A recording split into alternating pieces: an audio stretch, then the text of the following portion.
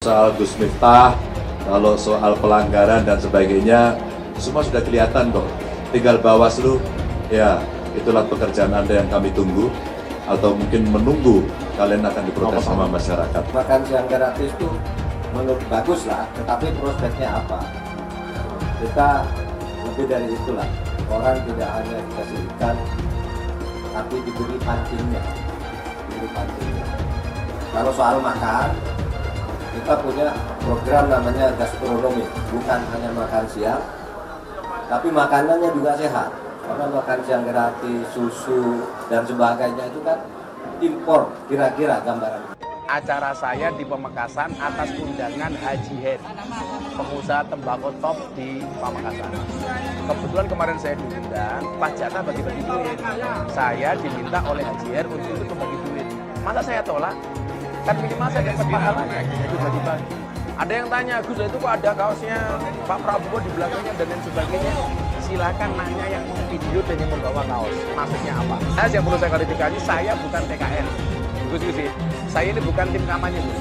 Bukan sama sekali.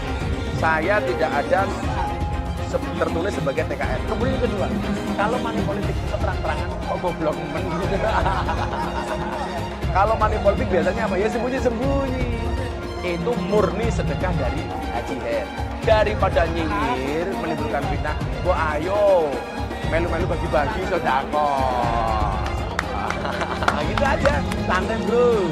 Saya belum pernah mendengar secara jernih suara-suara elit PDI Perjuangan terkait dengan dukungan yang kuat kepada calon Presiden Ganjar Pranowo yang notabene adalah calon yang diusung oleh PDI Perjuangan. Saya tidak melihat strategi yang jelas ke arah mana kita harus memenangkan Ganjar dan Mahfud. Saya berharap waktu itu setelah ada pidato yang sangat heroik dari seorang Ketua Umum PDI Perjuangan, elit-elit PDI Perjuangan kemudian mengamplifikasi pidato menggelegar dari seorang Megawati Soekarno Putri. Kenyataannya tidak. Senyap. Ini ada apa? Saya tidak melihat geliat suara yang keras dari elit-elit PDI Perjuangan untuk mendukung kedua orang yang sudah dicalonkan resmi dari PDI Perjuangan. Belum terlambat menurut saya. Saya hanya menghimbau sekali lagi kepada elit-elit PDI Perjuangan untuk mulai turun ke bawah, merangkul organ relawan, mendukung organ relawan yang masif di berbagai daerah untuk memenangkan Ganjar dan Mahfud. Mungkin Prof. Mahfud dan Gus Muhaimin kurang paham dengan apa yang sudah saya paparkan. Saya tadi juga bicara masalah infrastruktur sosial stunting itu loh Pak. Ya tapi nggak apa-apa, saya perjelas lagi. Kita punya program makan siang gratis. Banyak yang nyinyir, tapi sekali lagi Pak, program makan siang gratis ini adalah investasi menuju Indonesia Emas. Program makan siang gratis 400 T ini adalah stimulan untuk ibu-ibu, warteg-warteg, warung-warung, catering-catering yang ada di daerah. Bayangkan 400 T mengucur ke daerah-daerah. Itu Pak yang saya maksud dengan infrastruktur sosial. Investasi ke depan untuk menuju Indonesia Emas. Ada euforia dari pendukung Gibran yang menganggap bahwa jawaban dari Gibran ini telak. Kenapa saya ngomong begini? Karena dia menganggap bahwa makan siang gratis ini untuk mengurangi yang namanya stunting. Cukup dengan 1 kali makan siang gratis setiap hari. Yang kedua, Gibran bilang ini adalah untuk stimulus ekonomi rakyat juga. Katanya untuk bekerja sama dengan warteg, catering, dan lain-lain.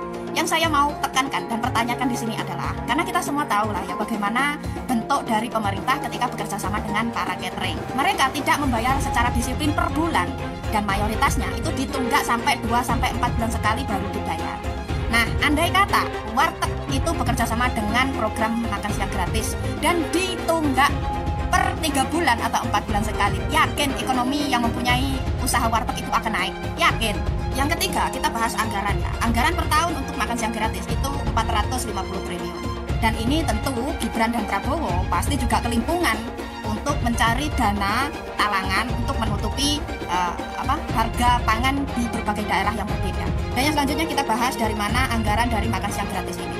Prabowo sudah menjelaskan bahwa anggaran dari makan siang gratis berasal dari refocusing anggaran pendidikan, BLT, bansos, kesehatan, dan lain-lain. Tahu nggak arti dari refocusing? Keren, bahasa kerennya itu refocusing. Tapi bahasa jeleknya itu memotong, mengurangi anggaran pendidikan sebelum dipotong aja. Itu masih ada ketimpangan. Pendidikan Indonesia masih belum merata di seluruh Indonesia. Apa kabar kalau dana pendidikan itu dipotong? Ada berapa siswa lagi yang akan terenggut haknya hanya untuk makan siang gratis 1 kali per hari? Gibran bilang program makan siang gratis itu untuk investasi menuju Indonesia emas. Tapi kok indikasinya bukan malah investasi ya, tapi malah menghambat pertumbuhan negara menuju Indonesia emas. Kenapa demikian? Karena dari satu program saja, efek negatifnya itu berimbas ke kesehatan, pendidikan, sosial, dan lain-lain. Dan saya yakin mayoritas orang juga nggak sedetail ini melihat efek dari program makan siang gratis. Tapi semoga setelah ada yang melihat video saya ini juga bisa jadi bahan pertimbangan kalian untuk memilih capres atau wakil di 2024. Bayangin aja dengan uang 450 triliun, mereka cuma ngejalanin satu program. Tapi dengan uang yang hampir sama, Ganjar Mahfud bisa jalanin 21 program. Jauh kan kualitasnya? Ganjar Mahfud juga akan bikin program yang gak bakalan nyusahin rakyat. Bagi Ganjar Mahfud, uang rakyat yang 450-an triliun itu lebih baik dipakai untuk hal yang produktif. Itu artinya si Samsul bukan pinter, tapi dodol. Logikanya begitu kan? Bagi kita yang sudah biasa mengikuti Pilpres dari 2014, 2019 hingga hari ini, sebenarnya apa yang dilakukan oleh Prabowo dengan kata-kata endasmu etik itu bukan barang baru sebenarnya. Artinya ini adalah kejadian-kejadian yang selalu diulang oleh Prabowo ketika dia harus berada di titik puncak emosi yang tertinggi. Yang selama ini ditunjukkan dengan joget-joget, seolah-olah dia ini orang yang betul-betul gemoy dan sebagainya. Ternyata pada satu situasi tertentu, pada akhirnya emosinya betul-betul mencapai puncaknya. Sehingga kemudian dalam satu ruang tertutup di Rakernasnya Partai Gerindra, dia mengatakan bahwa endasmu etik. Sejak dulu Prabowo selalu melakukan blunder dengan menggetok-getok podium sampai podiumnya rusak. Ini kan kejadian yang sudah biasa, termasuk menyerang Pak Jokowi misalnya dulu dengan berbagai perkataan-perkataan yang juga endasmu, perkataan-perkataan yang tidak sepatutnya dilontarkan oleh seorang calon pemimpin ketika itu. Tapi lucunya lagi, oleh kalangan orang dekatnya dikatakan bahwa ucapan endasmu etik ini adalah bercandaan. Tapi kalau memang candaan, ternyata orang yang membocorkan video itu hari ini diburu. Itu yang dikatakan oleh media. Dan dia dianggap sebagai penyusup. Lihat rekam jejaknya. Jangan pilih orang yang pernah melakukan berbagai pelanggaran di masa lalunya. Marilah pilih mereka yang sanggup mengakselerasi bangsa ini ke depan dan sanggup mengakomodasi berbagai impian anak muda hari ini. Dari si penegakan hukumnya dulu. Maka kalau saya mulai dari sini, maka yang mesti dilakukan adalah pemiskinan. Yang kedua, perampasan aset. Maka segera kita bereskan undang-undang perampasan aset dan untuk pejabat yang korupsi bawa ke Nusa Kambangan agar bisa punya efek jera bahwa ini tidak main-main. Tidak ada lagi jual beli jabatan. Yang kedua, jangan biarkan mereka store pada pemimpinnya. Kalau ini terjadi, kerunyaman itu akan muncul dan pemimpin tidak boleh ragu untuk memutuskan itu. Menko Polhukam itu sudah ada lebih dari 15. Tapi saudara, di dalam sejarah kan tidak pernah ada Menko Polhukam melakukan tindakan hukum. Karena alasannya saya kan hanya koordinator. Kalau saya sikat semua. Koruptor, mafia, penjahat, saya ikut turun tangan. Dan itu kalau saya ada di posisi baru yang lebih luas kewenangannya, itu nanti akan lebih banyak yang saya lakukan. Banyak orang mengira bahwa dengan dukungan Jokowi secara terang-terangan ke Prabowo, maka otomatis Prabowo akan menang. Apalagi tim suksesnya Prabowo secara sistematis meneriakan satu putaran untuk Pilpres kali ini.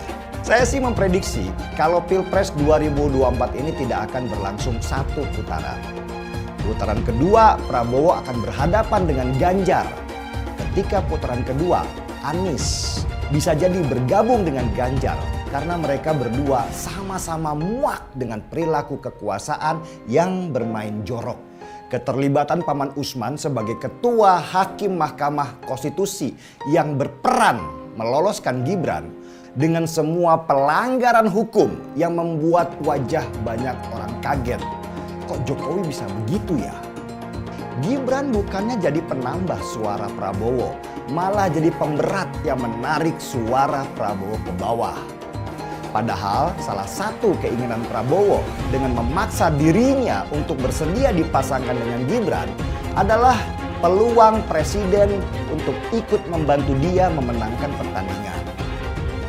Prabowo panik, istana juga panik ketika suara-suara negatif malah semakin keras dan di dalam hati banyak orang mereka menyimpan ketidaksukaan yang mendalam dengan situasi ini. Dan akibat dari itu kampus-kampus mulai bergerak meneriakan politik dinasti, kecurangan, dan banyak lagi makian kepada presiden. Citra lucu dan bersahabat yang sukses dibangun oleh tim Prabowo sejak beberapa lama, lewat citra gemoynya itu, sekarang luntur tidak berbekas. Topeng gemoy itu hilanglah sudah langsung terlepas. Awalnya adalah penampilan Eyang Prabowo sendiri yang tidak terkontrol selama debat Capres. Emosinya terpancing. Lalu beberapa hari lalu, muncullah video yang viral itu. Sebuah video bocoran dari acara Rakernas Partai Gerindra merekam pidato Eyang Prabowo. Di video itu, tampak jelas Eyang Prabowo belum pulih dari emosi tinggi saat acara debat. Rasa kesal masih membara di hatinya. Soal Eyang Prabowo menggunakan umpatan kasar, dasmu, kepalamu, ini sesungguhnya bukan yang pertama kali terjadi di depan umum. Makanya di pidato tersebut, Eyang Prabowo kembali menyinggung pertanyaan yang menyudutkan dirinya sewaktu debat.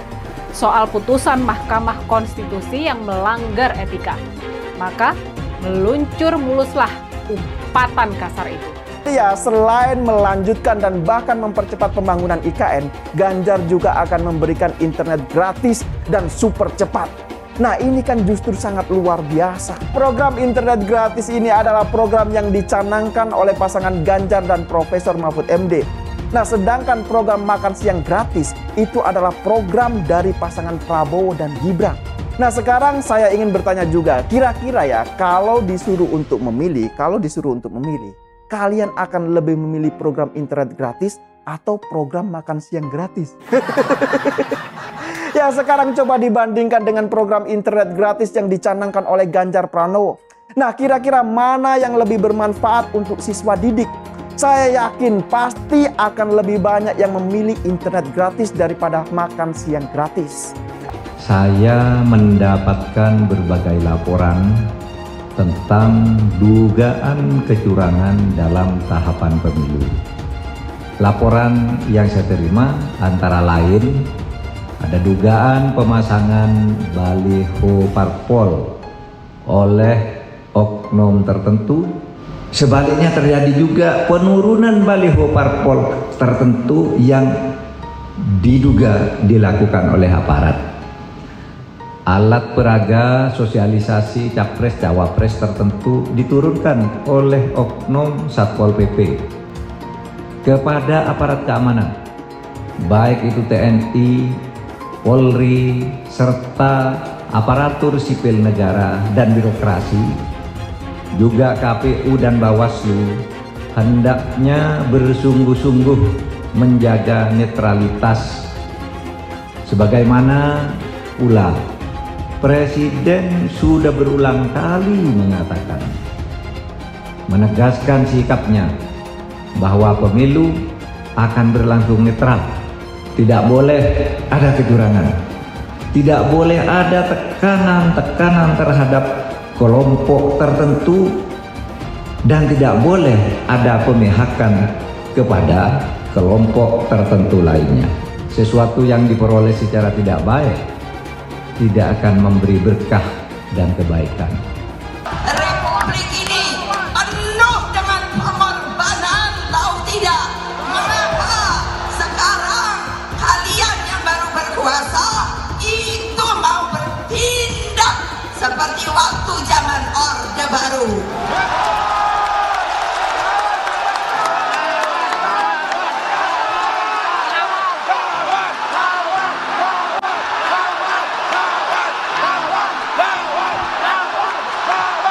Berani tidak?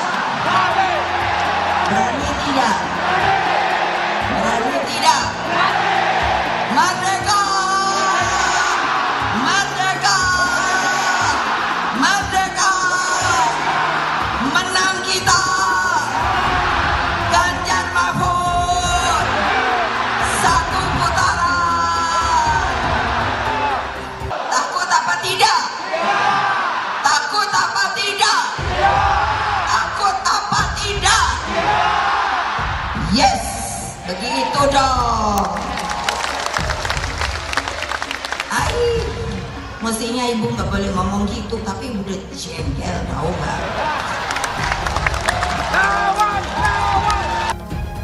Nah, yang pasti kalau buat saya dibandingkan misalnya Pak Gibran jadi maju gitu Mas Gibran gitu ya. Ya saya pilih Ganjar sama Mahfud lah, karena lebih teruji kan. Anda jadi wali kota baru 2 tahun 3 tahun kan belum teruji juga. Ini urus negara loh, mau jadi presiden loh. Kalau Anda belum lengkap, belum pernah di legislatif, belum nasional ya maksudnya DPR, kan DPR kan belum ngerti nih pemerintahan seperti apa. Anda belum pernah di eksekutif yang tingkat provinsi, Anda nggak ngerti jadi presiden nanti. Ini bukan soal belajar coba-coba loh. Ini negara dipertaruhkan untuk 2045. Kita kan mau mencapai 100 tahun ini mau jadi apa? Kalau coba-coba, ini negara sebentar lagi 300 juta penduduk kita. Mana boleh kita kasih orang coba-coba. Saya tidak meremehkan anak muda ya. Anak muda bisa lebih kreatif gitu ya. Tapi bicara tata negara, Anda harus mengerti konstitusi. Anda bukan hanya untuk berani untuk maju. Kalau cuma berani maju, banyak bisa kita pilih orang berani maju. Tapi yang lengkap dengan track record ini kan butuh waktu pembuktian. Saya pasti pilih Pak Ganjar, Pak Mahfud yang lebih pengalaman. Saya tidak mau anak cucu saya harus nunggu sekian tahun lagi. Pengalaman Jakarta gitu kan, nunggu lagi mundur. Males sudah. Jadi kita nggak usah coba-coba deh. Udah jangan dengerin janji-janji manis orang. Lebih setuju lagi apa yang disampaikan calon presiden Pak Ganjar Pranowo. Tadi saya bisik-bisik ke beliau, Pak, nanti habis dilantik, besoknya langsung masuk ke kedaulatan pangan. Nggak usah lama-lama. Perencanaannya disiapkan sekarang, begitu dilantik besok langsung masuk ke kerja kedaulatan pangan. Sehingga swasembada pangan, ketahanan pangan, kedaulatan pangan itu betul-betul kita miliki. Dan saya yakin Pak Ganjar mampu menyelesaikan ini. Saya mensyukuri kenapa kalah, kenapa ditahan. Saya bersyukur atas itu semua. Saya coba bayangkan ya, kalau seandainya waktu itu kita menang gitu ya, hari ini belum tentu kita bisa nikmati seperti ini. Kita bersyukur 5 tahun Tuhan izinkan kasih ke orang yang pintar ngomong untuk kerja. Coba kalau kita bayangkan gitu ya, kalau kemarin saya masih jadi gubernur, ini saya udah turun ini. Tapi yang pintar ngomong itu dikira orang hebat kan? Ini lebih berbahaya tahun 2024. Langsung ketahuan karakternya. Langsung ketahuan itu. Di saya juga ada kutipan Pak di kamar saya Pak. Tulisannya, Jakarta telah mengambil keputusan yang fatal. Jangan hanya konsentrasi pada pembangunan benda-benda mati yang indah difoto dan bisa ditunjukkan dalam 5 tahun hasilnya. Kalau kita mau menilai sebuah janji, maka lihat janjinya atau lihat kenyataannya. Dulu janjinya apa ya? Dan ini aneh, betul-betul aneh. Ini bukan kampanye, tapi saya sampaikan sini. Di satu sisi menyiapkan jalur-jalur air untuk dikirim ke laut, di sisi lain di lautnya dipasang dengan pulau reklamasi, tinggal tunggu waktu jadi rob, air balik. Dan ini melawan sunatullah. Kenapa? Air itu turun dari langit ke bumi, bukan ke laut. Harusnya dimasukkan ke dalam bumi, maksudnya tanah. Di seluruh dunia air jatuh itu dimasukkan ke tanah. Bukan dialirkan pakai gorong-gorong raksasa ke laut. Jakarta telah mengambil keputusan yang fatal. Bukan banjir, itu memang parkir air. Bukan banjir, itu memang parkir air. Masyarakat berkeliling dengan membawa toa untuk memberitahu semuanya, termasuk sirine. Ibon 82 miliar. Apa alat transportasi yang dimiliki oleh hampir setiap orang? Alat transportasi yang dimiliki semua orang adalah kaki. Kalau seandainya orang Jakarta percaya Pak Anies jadi gubernur pun, saya berani jamin kok dia akan lakukan normalisasi yang sama seperti saya lakukan kok. Gak usah bohong lah. Ketika air sampai di muara, maka siap untuk dipompa ke laut. Pancasila Soekarno, ketuhanan ada di pantai. Anak Tuhan dari mana? Kalau Yesus anak Tuhan, bidangnya siapa? Besok di seluruh wilayah Indonesia kami katakan dan Iblis hanya menggoda orang yang beriman. Makanya jarang-jarang orang kafir kerasukan setan. Yang kerasukan setan itu orang baik-baik. Jarang, saya belum pernah nengok Cina kerasukan setan. Pernah tak Ahok itu kerasukan setan? Enggak, setannya juga. Karena sesama setan dilarang saling menggoda. Karena di salib itu ada jin kafir. Karena di salib itu ada jin kafir. Karena di salib itu ada jin kafir. Haleluya. Kepalanya ke kiri apa ke kanan? Kepalanya ke kiri apa ke kanan? Tetap percaya salib itu lambang mulia, bukan jin. Kok ketawa? Aku nggak nyindir siapa-siapa loh. Anies merupakan antitesis daripada Pak Jokowi. Antitesis artinya bertolak belakang dengan Jokowi. Anies sudah menyatakan tidak akan melanjutkan semua program dari Pak Jokowi. Jadi semua pembangunan yang dilakukan oleh Pak Jokowi akan dihentikan oleh Anies jika Anies menjadi presiden. Lagi pula Anies didukung oleh khilafah dan pendukung Anies adalah ormas seperti FPI dan HTI. Apa kita mau FPI dan HTI kembali di Indonesia jika Anies memimpin? Anies juga dikenal sebagai bapak politik identitas yang menghalalkan segala cara untuk menggapai kekuasaannya, termasuk menggunakan politik identitas berbasis agama. Lihatlah di kasus Ahok waktu itu. Kita sudah bisa melihat hasil kerja Anies selama 5 tahun di Jakarta. Tidak ada satupun janji yang dipenuhi dan tidak ada kinerja yang bisa dibanggakan. Dari DP 0%, OKOC, kelebihan bayar, Formula E, banjir, sumber resapan, jalan rusak, dan gonta-ganti nama jalan. Lihatlah rekam jejak Anies selama 5 tahun. Bayangkan Indonesia ke depan jika dipimpin oleh Anies. Dan bayangkan jika Anies menang. HTI dan FPI, ormas khilafah yang dibubarkan itu akan dikembalikan oleh Anies. Apakah kita mau Pancasila diganti jadi khilafah? Perkataan Ahok sudah terbukti dan Jakarta sudah menjadi korban. Jangan biarkan Indonesia menjadi korban kibulan Anies Baswedan.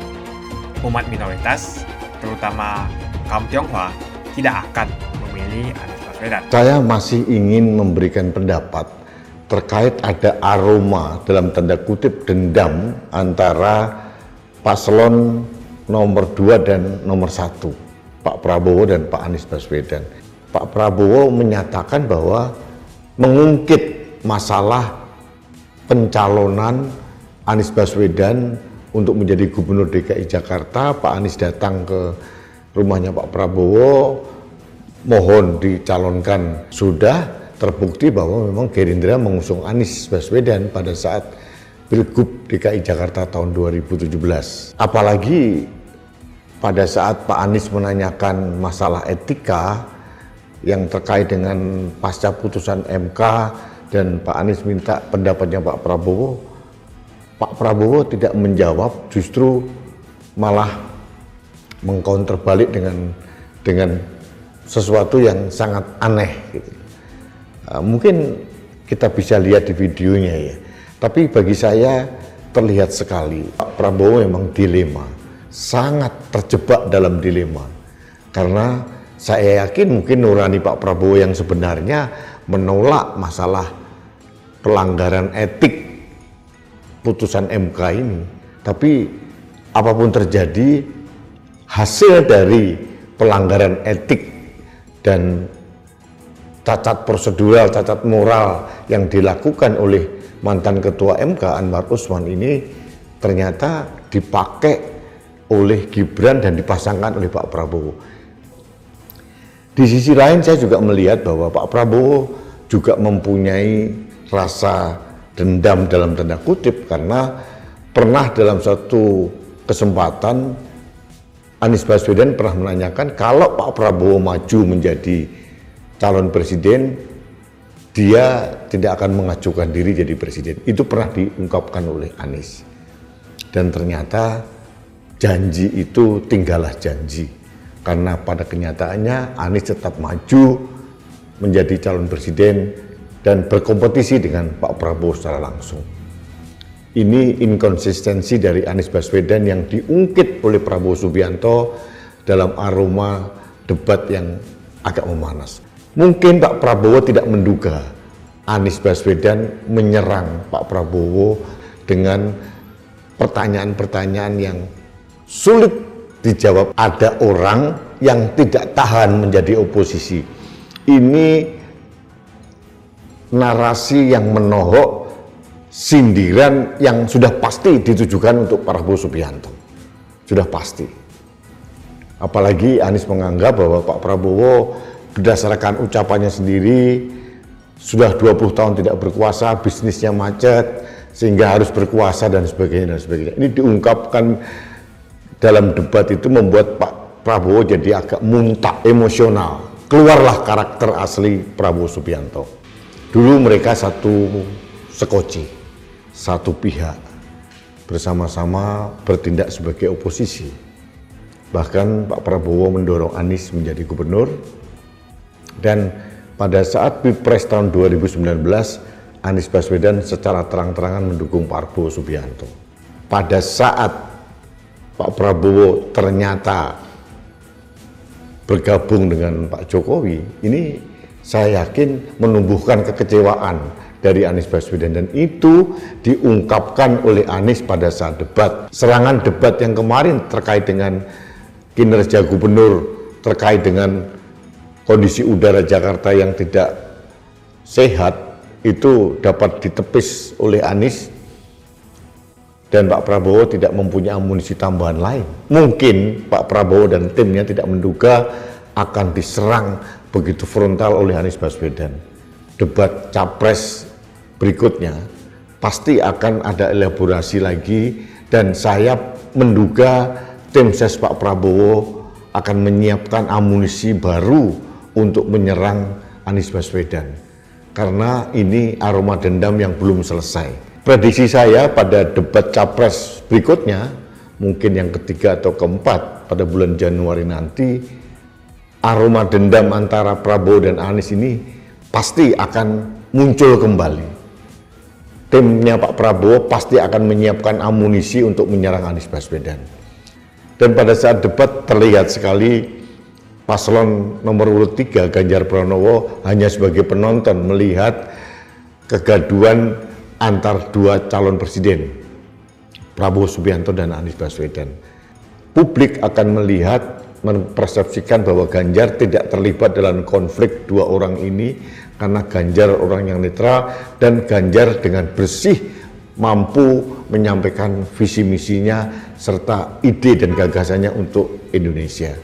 Ini kalau kita melihat hasil dari debat yang pertama tanggal 12 Desember yang lalu, kelihatannya Anies unggul dibandingkan Pak Prabowo.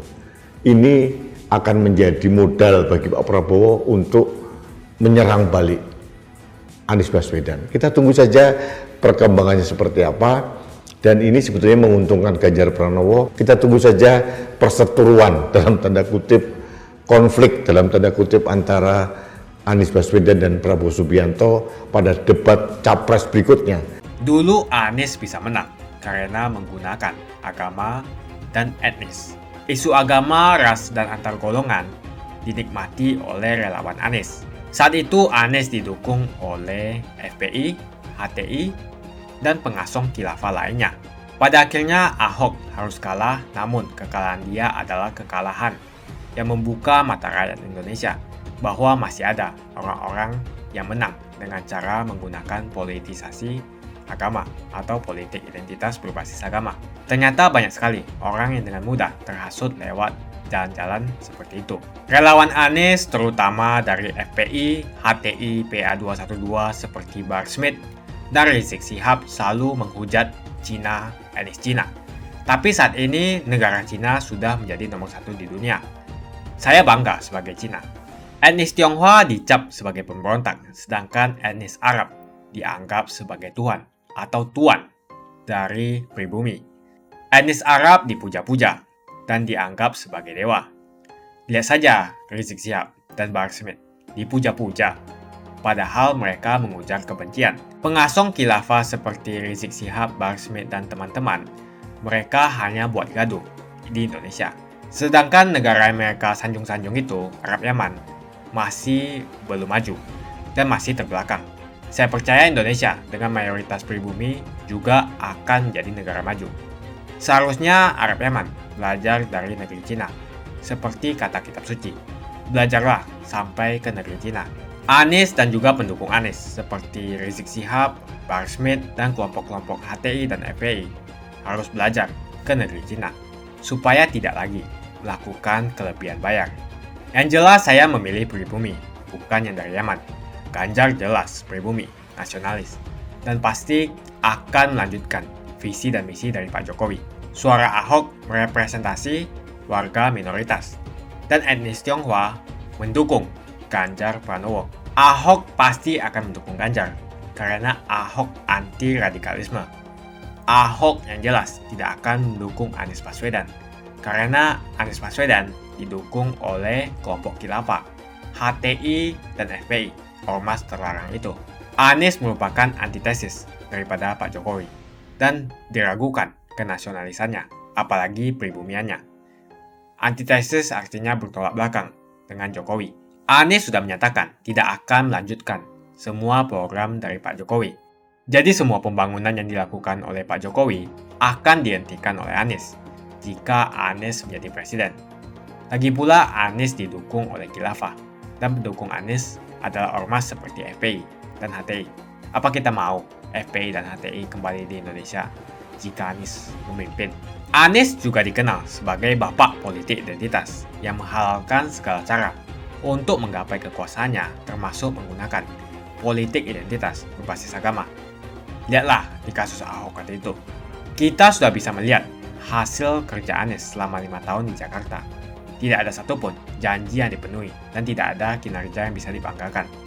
Dari DP 0%, OKOC, kelebihan bayar, Formula E, banjir, sumber resapan, jalan rusak, dan gonta-ganti nama jalan. Lihatlah rekam jejak Anies selama 5 tahun.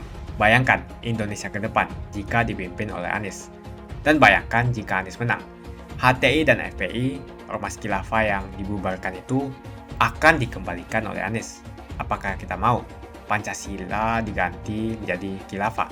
Bagian Indonesia Timur yang mayoritas non-muslim seperti Bali tidak akan setuju dengan khilafah atau sistem khilafah. Mungkin Indonesia akan bubar jika Anies menjadi presiden. Perkataan Ahok sudah terbukti dan Jakarta sudah menjadi korban. Jangan biarkan Indonesia menjadi korban kibulan Anies Baswedan. Umat minoritas, terutama kaum Tionghoa, tidak akan memilih Anies Baswedan. Saya yakin karma Ahok mengejar Anies Baswedan. Dulu Anies memainkan politik identitas kepada Ahok. Sekarang Anies dipertanyakan kepribumiannya karena dia dari Yaman. Itu saja opini saya hari ini. Tuliskan opini kalian tentang Anies Baswedan. Jika kalian setuju dengan pendapat saya di video ini, pastikan kalian menekan like di video ini dan bagikan video ini ke teman dan family Anda supaya mereka semua mengetahui tentang informasi ini.